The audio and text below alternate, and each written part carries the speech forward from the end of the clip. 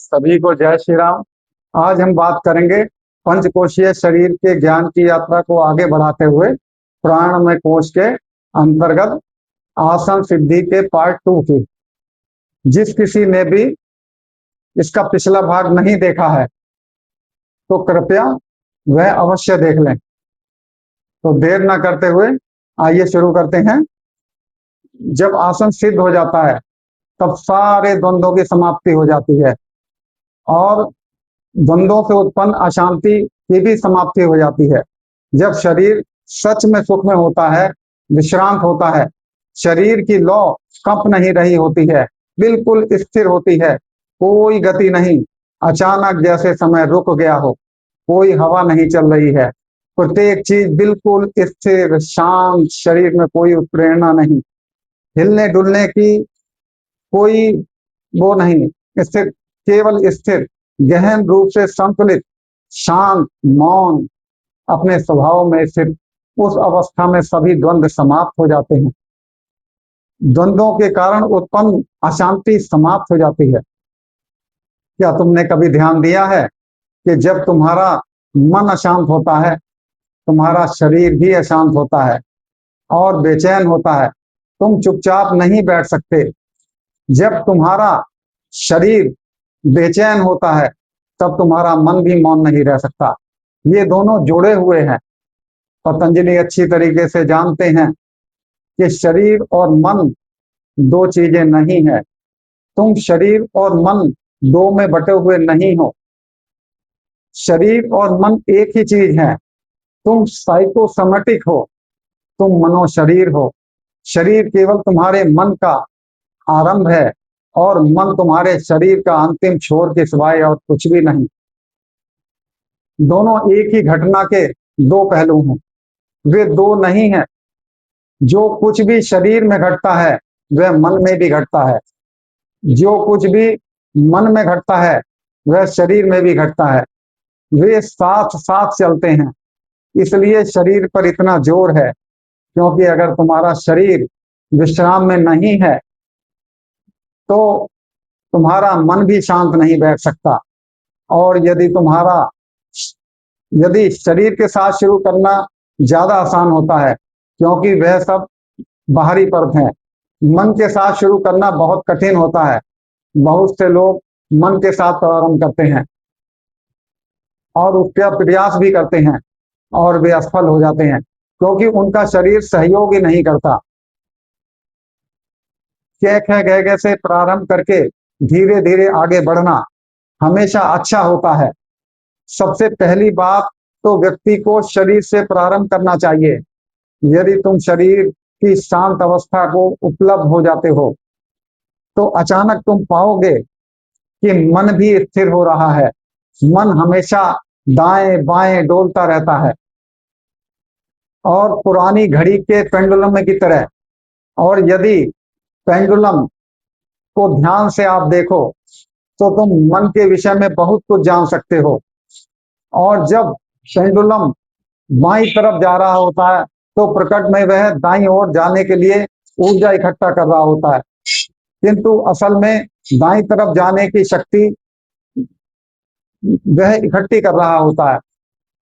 जब आंखें कहती हैं कि पेंडुलम बाईं तरफ जा रहा है तो बाईं तरफ की वह गति पेंडुलम के फिर से दाईं ओर जाने के लिए एक शक्ति, एक मोमेंट पैदा करती है।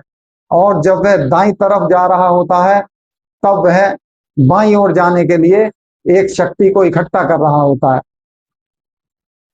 तो जब तुम प्रेम में होते हो, जब तुम प्रेम में पड़ते हो, या जब तुम घृणा करने की शक्ति इकट्ठी कर रहे होते हैं।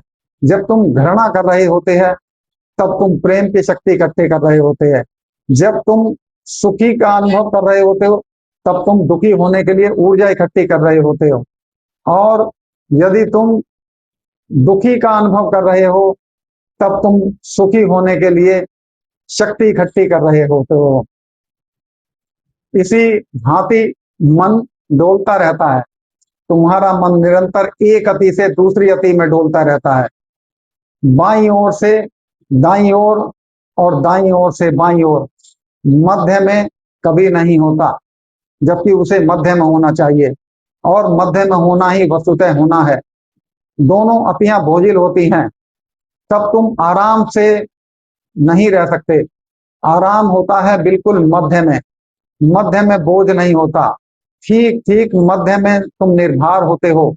बाईं ओर झुको तो बोझ हो जाता है, दाईं ओर झुको तो बोझ हो जाता है। और बढ़ते ही चलो तो जितना ज्यादा तुम मध्य से दूर जाते हो उतना ही ज्यादा बोझ बढ़ता जाता है। और जितना मध्य में रहो, धार्मिक व्यक्ति अतियों में जीने वाला व्यक्ति नहीं होता। और जब तुम मध्य में होते हो, तुम्हारा शरीर और तुम्हारा मन दोनों ही सारे द्वैत, दोनों ही के सारे द्वैत हो जाते हैं। और जहां सारे द्वैत हैं, तुम निरंतर इस ओर से उस ओर डोलते रहते हो। जब आसन सिद्ध हो जाता है, तब द्वंद्वों से उत्पन्न अशांति की समाप्ति हो जाती है। और जब कोई द्वैत नहीं बचता, तब तुम कैसे तनावपूर्ण और परेशानी में रह सकते हो। जब तुम्हारे भीतर दो होते हैं तो हमेशा संघर्ष होता है। वे दोनों लड़ते ही रहते हैं, और वे तुम्हें कभी विश्राम में, कभी आनंद में रहने ही नहीं देंगे। तुम्हारा घर बटा हुआ है। तुम सदा शीत युद्ध में और बुखार में जीते हो। जब यह द्वैत तिरोहित हो जाता है, तुम शांत केंद्रस्थ मध्य में होते हो। बुद्ध ने अपने मार्ग को कहा है मध्यम निकाय, यानी मध्य का मार्ग। वे अपने शिष्यों को कहा करते थे कि केवल मध्य में रहो। केवल एक बात ध्यान रखने की है, सदा मध्य में रहो, अतियों के पार मत जाओ। संसार भर में अतियां हैं।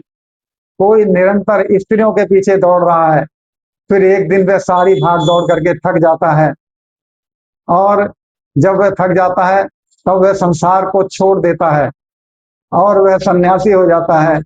और फिर वह हर किसी को स्त्रियों के विरुद्ध समझाया करता है और कहता है कि स्त्री नरक का द्वार है, सचेत हो जाओ। जब तुम किसी सन्यासी को किसी स्त्री के विरुद्ध बोलते हुए पाओ, तो तुम समझ जाओ कि वह पहले जरूर मजनू रहा होगा। और वह स्त्री के बारे में कुछ नहीं कह रहा है, वह अपने अतीत के बारे में कुछ कह रहा है। अब एक अति समाप्त हो गई है, अब वह दूसरी अति के जा रहा है, दूसरी अति की तरफ जा रहा है, यानी संन्यास की तरफ जा रहा है। कोई पागल है धन के पीछे, और बहुत है धन के पीछे पागल, एकदम आविष्ट, जैसे उनका पूरा जीवन धन के अंबार लगाने के लिए ही पैदा हुए हों। और लगता है कि उनके यहाँ होने का एकमात्र अर्थ केवल इतना ही है कि उनकी मृत्यु हो तो वे धन के अंबार छोड़ जाएं, दूसरों से भी बड़े अंबार, बहुत बड़े बड़े अंबार। वही उनके जीवन का कुल अर्थ मालूम पड़ता है। जब ऐसा आदमी थक जाता है, तब वह सिखाने लगता है कि धन दुश्मन है, धन से कुछ नहीं होता। जब तुम किसी व्यक्ति को यह कहानी कहते हुए सुनो या ये बात बताते हुए सुनो कि धन दुश्मन है, तो तुम समझ सकते हो कि वह आदमी जरूर धन के पीछे पागल रहा होगा। वह अभी भी पागल है, अब वह दूसरी अति पर है। ठीक संतुलित व्यक्ति किसी भी चीज के ना तो विरुद्ध होता है और ना ही वह किसी के पक्ष में होता है। वह धन एक साधन है, एक उपयोगिता है, एक विनिमय का माध्यम है। उसके पीछे पागल होने की जरूरत नहीं है। यदि तुम्हारे पास है तो उसका उपयोग कर लो, और नहीं है तो कोई बात नहीं। योगी हमेशा आनंद में रहता, भोजन है तो उसका आनंद लेता है, और नहीं है तो उपवास का आनंद लेता है। वे परेशान नहीं होता। भोजन न होने पर भी संतुलित व्यक्ति यदि महल में है तो वह महल का सुख लेता है, और महल में नहीं है तो वह झोपड़ी का आनंद लेता है। कैसी भी स्थिति हो, वह प्रसन्न और संतुलित रहता है, वह बीच में रहता है। न तो वह महल के पक्ष में है और न ही वह विरोध में होता है। तो जो व्यक्ति पक्ष में या विरोध में होता है, वह असंतुलित है। गौतम बुद्ध अपने शिष्यों से कहा करते थे, बस संतुलित रहो और सब कुछ अपने आप सध जाएगा, मध्य में रहो। और यही महर्षि पतंजलि कहते हैं। बाह्य आसन शरीर से संबंधित, आंतरिक आसन मन से संबंधित है और दोनों जुड़े हुए हैं। जब शरीर मध्य में होता है, बिल्कुल मध्य में, अर्थात विश्राम में होता है, तब मन भी मध्य में होता है, बिल्कुल शांत और मौन होता है। जब शरीर शांत और तो शरीर भाव तिरोहित हो जाता है। जब मन विश्राम में होता है तो मन तिरोहित हो जाता है, तब तुम केवल आत्मा हो, तब तुम इंद्रियातीत हो, ना शरीर हो ना मन हो। आसन सिद्धि के यह दोनों भाग आपने ध्यान से सुने, समझे हो, फिर तो इसका क्या कंक्लूजन निकला? आप रीढ़ की हड्डी सीधी, गर्दन सीधी करके बैठे, कोई तनाव नहीं, कोई हाथ में ना किसी पैर में, ना रीढ़ की हड्डी में, ना गर्दन में, ना आंखों में, ना होठों पर, ना दांतों में, सब शिथिल हो गए हैं। गर्दन सीधी है, जैसे बिल्कुल शिथिलता हो, जैसे कि मर गए हों, केवल मरे के समान बिल्कुल, लेकिन स्थिर, शांत, मौन। और रीढ़ की हड्डी सीधी, गर्दन सीधी। यह सब अभ्यास से होगा। और इसको आप 5 मिनट से शुरू करें और 5 मिनट से बढ़ाते बढ़ाते इसको 10 मिनट, 15 मिनट, 20 मिनट, 1 घंटे तक ले जाएं। और यदि 1 घंटे तक आप बिल्कुल सीधे, एकम, शांत और मौन बैठे रह सकते हैं, तो यह आपका आसन सिद्ध माना जाएगा। वह वह उस स्थिति को प्राप्त कर लेगा जो ध्यान की स्थिति है। उसके बाद आता है सांस को सिद्ध करने का। तो सांस को सिद्ध करने का पहला पार्ट, इससे आपने नहीं देखा हो तो कृपया अवश्य देखें। इसके बाद के और कुछ पार्ट आएंगे, वे बहुत गहराई लिए होंगे, तो उनको बहुत ही शांत चित्त होकर के, बहुत ही गहरे भाव से देखें, सुने और समझें कि उसमें क्या बताया गया है। वही हमारा असली सत्य है, जो हजारों सालों से किसी ने आपको बताया ही नहीं। तो कृपया इंतजार करें इसके अगले भाग का, प्राणमय कोश के। तो प्राणमय के कोश के अगले भाग को में कल मिलते हैं। तब तक के लिए धन्यवाद।